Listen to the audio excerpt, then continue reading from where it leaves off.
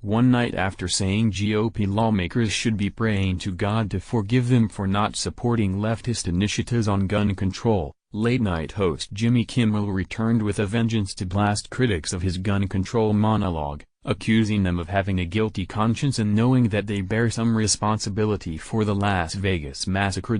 Opening the show in higher spirits, Kimmel offered special good wishes to those watching from Las Vegas, where you know what happened on Sunday night, and good on him for wishing that.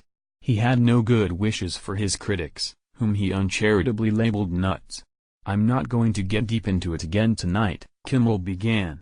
"But I do want to say something to these nuts who spent much of the day today on television and online, attacking those of us who think we need to do something about the fact that 59 innocent people were killed. They say it's inappropriate to be talking about it, because it's too soon." With that statement, Kimmel was already being misleading, as his critics' real issue was not the timing of his solutions, but that his arguments were based on faulty reasoning and deceptive presentation of the facts. Watch Ben Shapiro pick many of Kimmel's arguments to pieces. "Well, maybe it's too soon for you because deep down inside, you know you bear some responsibility for the fact that almost anyone can get almost any weapon they want," he said.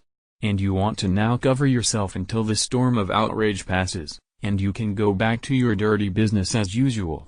After getting personal once again, he then inserted the First Amendment into the mix, as if people were calling for a silencing of his free speech.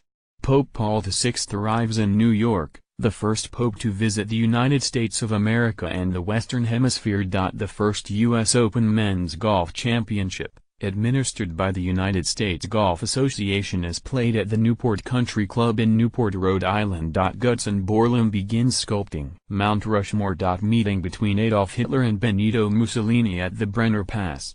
"But it's not too soon for us, because we're Americans," Kimmel responded. "And, last time I checked, the First Amendment is at least as important as the Second Amendment. So, we will talk about it. And shame on you for suggesting we do otherwise." Noting that President Trump will be visiting Vegas on Wednesday, Kimmel said sarcastically, "If it goes anything like his trip to Puerto Rico, I'm sure it'll be great."